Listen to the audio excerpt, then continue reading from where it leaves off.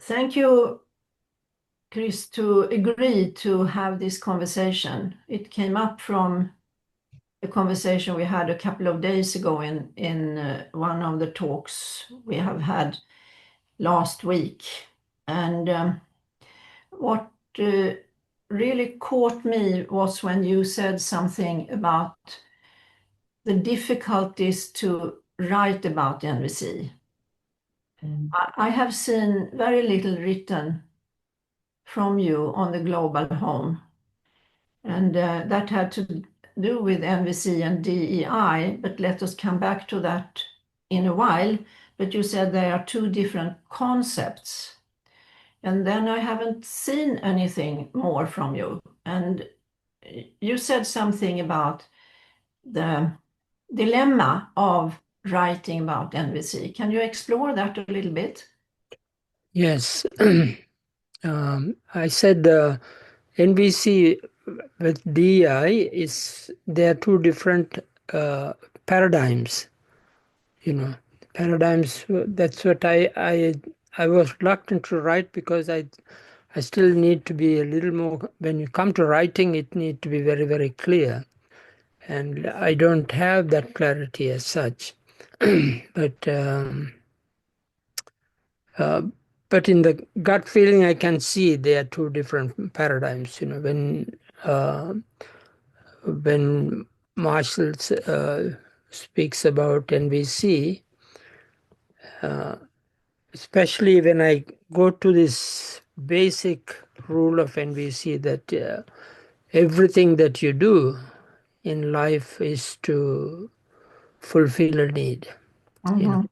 This principle brings you to a complete level, you see, and that there is no more, the powerful and not powerful, the oppressed and the oppressed, you see. This is where I think Marshall has this facility to connect with people.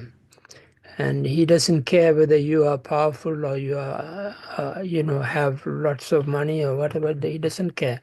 He could always connect because that's the levels up everything for him. And he doesn't consider anyone as criminal or, as evil person because that clears the base. That is where he connects. And that is the paradigm that I see in NVC, and which is for me is also the spiritual paradigm. You see, because for me NVC, as he puts it, in the image that he brings about surfing, that if it is like surfing, and to be really to surf, you need to become one with the waves. You see. So that is the same principle, spiritual principle, which we call about surrendering totally to life, you see, in the sense of when you can become one with life, then of course life, it's a different, you get to a different place. So that is what I understand. And so that's a paradigm that I see the NVC is talking about. But then when you go into this power and this and all these differences, doesn't mean that they are not there and they are not that you don't feel. But I was just reading the biography of Marshall, which was beautiful. I wish I had read the whole thing. But I was just reading a little bit of it, where Marshall was very, very clear about the suffering, suffering. But that does not stop him from doing what he's doing. And on the contrary, that gives him a new paradigm to work with that, you see. Because if he goes to the DEI paradigm, that then of course he will be struggling again. He'll be again fighting, which he doesn't want to. There is no question of fight there. There is a question of really connecting. And especially the description that he gives of his uncle, Uh, it's beautiful description, and that is a paradigm that he's talking about. Can you say something more about this with his uncle? It's a practical example, I understand, that Yeah, maybe can clarify. because he admired him very much.